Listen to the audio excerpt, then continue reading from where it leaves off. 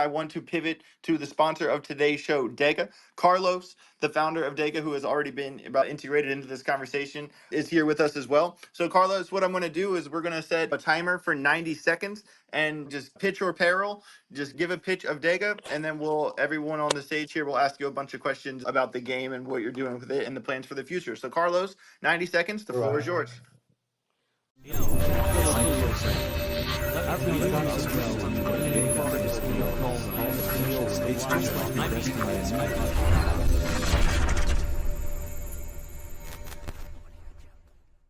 Awesome, thank you. At DEGA, our vision is essentially to empower billions around the world to be able to build and design and monetize games easily.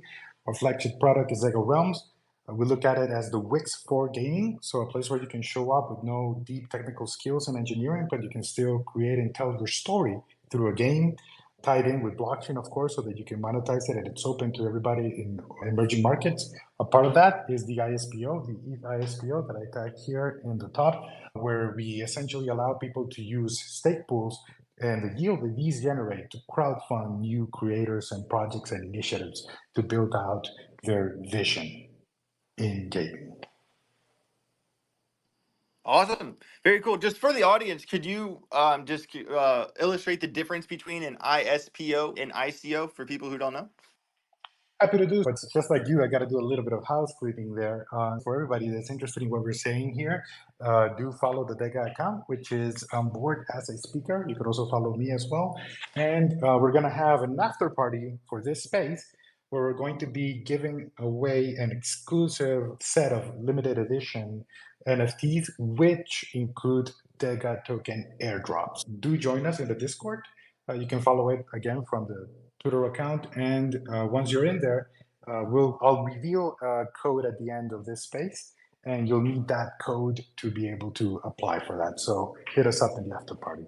Okay, going back to your question there, AJ. So essentially, when an ICO, you usually come and buy somebody's tokens, or you buy their NFTs or whatever, right? It has a few issues there in the sense that people got a FOMO into it. Sometimes the anxiety to do so doesn't allow them time to do a proper research on a project, as well as the creators don't have that much time to prove, right, who they are and what they're building and what they stand for. It becomes like a very marketing oriented thing, right? And not that I have particularly anything against ICO, just that it has those issues. With an ISPO, instead of lasting a day, it lasts months, right? And the way it works is, say I got Ethereum, right? And in this case, for DEGA, for Ethereum, we're building on top of Lido.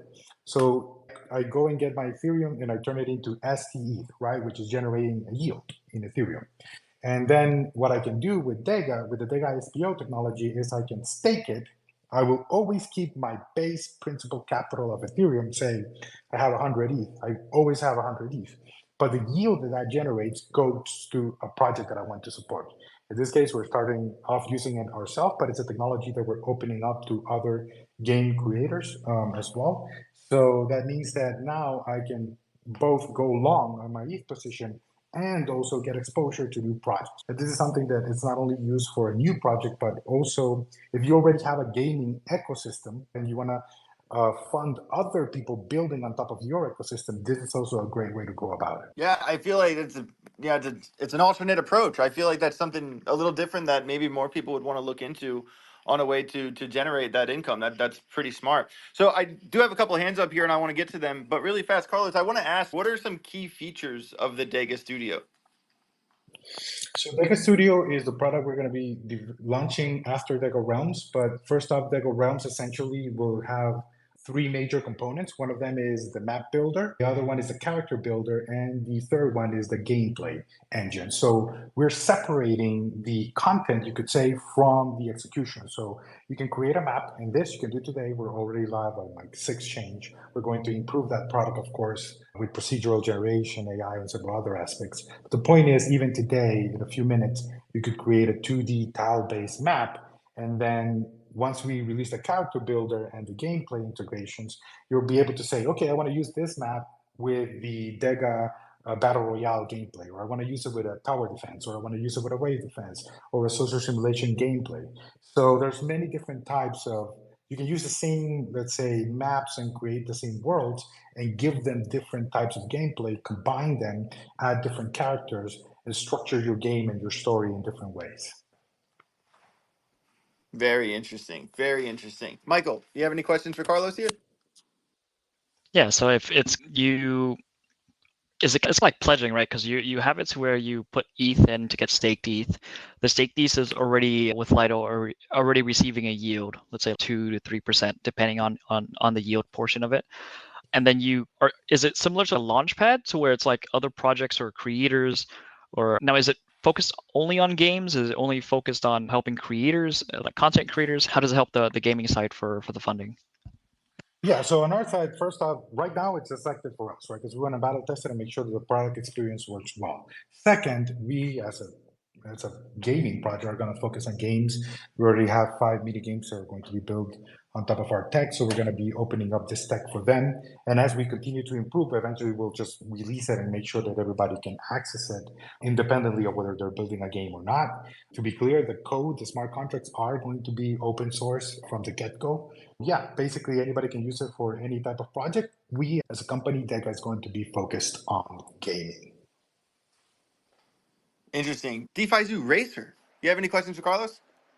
No, I was actually just going to give them a quick shout out. So I'm actually an ambassador of one of their partners, Wchain, which basically helped them to set up basically an NFT mint. So he mentioned that they're on many different chains already. So basically, Wchain is the OG in interoperability in the crypto space since about 2017, about 6 years of uptime, never been down like Solana, never been hacked, hundreds of millions of dollars of volume.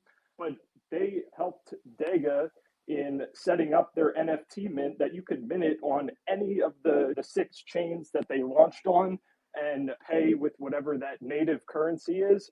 And those NFTs can be transferred in between the chains using Wanchain's decentralized NFT bridging technology. They connect something like 30 chains, hundreds of assets, but the NFT side has been a recent development, probably in the past year or two. So just wanted to shout them out. I did have a piece on the last discussion, but I won't keep it too long. I'll let you keep moving the show on. Yeah, awesome. And yeah, I remember I learned a lot about Wanchain probably like mid 2021. Certainly one of the kings of interoperability there. And interesting that they are now like going into NFT gaming. It's really interesting to learn about that. Carlos, any comments on Wanchain before we go to the next panelist? Yeah, I've had a great relationship with them for years now. They've been nothing but helpful and responsive with us. We will continue to work with them, and they'll be one of our key partners in bringing DEGA across many chains in the future, for sure. Oh, my mic didn't work there. Awesome. Love to hear it. We got my guy Arcade to Earn with his hand up. Any questions for Carlos, Arcade? Yeah, quick thing. I bet Michael is watching this platform because he's going to go hack every single game that comes out of being built by DEGA Studio and then offer his services. So I bet he just is foaming at the mouth about like early bird people or like intro level people trying to design games. But yeah, I just thought that was funny. Michael just reminds me of those shows where someone like robs casinos for 10 years. Then it's like, what are they doing now? It's person's a billionaire because they're hired by every casino to do all their tech for him. But it definitely has a useful place. But Carlos, yeah, question to you. Is the platform more for people that are trying to create games from scratch, or is it to create user-generated content to use in other metaverses and other systems? At the beginning is the first one, but we will be enabling, because we are separating the content from the gameplay, so you will be able to integrate with other people, right? For example, you can create a map and I can interconnect to your map. Obviously, I will need your authorization to do so, right? But it is made to be the concept of a truly open ecosystem, right? As with blockchain, as we all know, it is by default an open API. So the idea is that everybody can interconnect their gaming worlds. As time goes by, we'll make it ever more simpler to do. Awesome. Got Great it. question. So just to follow up there real quick, yeah, so almost similar to a Roblox or something, if I'm building a first-person shooter game, I could actually make it part of my ethos to tell my community to make maps using the same platform that I use to build the game. Yeah, that's pretty cool. Yes, exactly. Yeah, that's a true power of Web3 for gaming, right? Like I'm sure everybody here has gotten challenged in the past. They're abusing sense of you don't need blockchain. You don't need blockchain for gaming. Yeah, to play a video game for that, literally, you don't need blockchain, right? Blockchain truly shines in the aspect of being able to create collaborative economies, right? So the fact that you can create an NFT and I can make something that works with your NFT collection without even needing you ever or needing to trust you, that's where the true power of blockchain is, right? It's just that so far we lack the tools because everybody right now builds out their game from scratch. They don't. Everybody's making their own game engine in a certain way, right? Their own game integration with the blockchain. So what we'll be doing in DEGA is creating a platform. It will be open source, accessible to everybody, and it'll be standardized, right? So that way, people that don't know how to code, and even those that know how to code, will have a basis in how they can build standardized content that they can interact with. Awesome. Awesome. Good stuff. A lot of good stuff there. Everybody, big shout out to DEGA Studios. Make sure you go give Carlos a follow and give DEGA a follow as well. Also, before we wrap up, Carlos, I have one more question for you. Where do you see DEGA going in 5 years here? Like, what's the ultimate vision? If everything goes your way, what does that look like? Within 5 years, I would like to have at least 6,000 people building games actively in DEGA, right? And basically, how will that look like in terms of an active ecosystem? It's up to the imagination. It truly is mind-boggling in the sense that 6,000 isn't that big of a number when you think about it. There's tools out there with millions of users. But even if you have 6,000 active creators joining every day, making maps, integrating gameplay, making items, and so forth, it truly is something that it is hard to grasp as a future gaming ecosystem. Love it. Great answer. Great answer. Michael, last question. Go ahead. Yeah, I wanted to say with all the games that you're building out, I'm not going to go in there and exploit them. But what I would say is that if you guys have tools for developers to mitigate some of these portions, that would really help. Just based off of my kind of like mindset, if you're able to give the developers game guard, you're able to give them different anti-cheats, all these things. It's fairly easy for them to build and integrate that in if you have it like a drag and drop function. Of course, games in the beginning test phases are always going to be a little bit buggy and stuff, but having it to where it's going to be secure, because once again, Web 3 versus Web 2 is completely different. Web 2, the inflation goes to the company. Web 3, the inflation goes to the entire community. So making sure that they have the proper framework set up. Yeah, for sure. And of course, one company doing it is better than, 2,000 studios trying to do it. We can be that hub and centralize those expenses, right, for us and make sure that everybody can access that.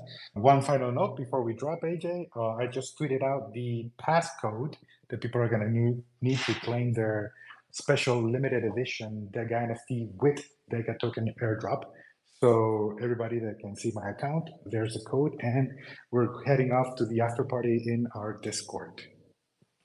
Awesome. Everybody out there, if you want to get involved, make sure you go give DEGA_org a follow. Join the after party in the Discord. Get that free airdrop NFT. Love to see it. Carlos, thank you so much for your time. And all the panelists, thank you so much.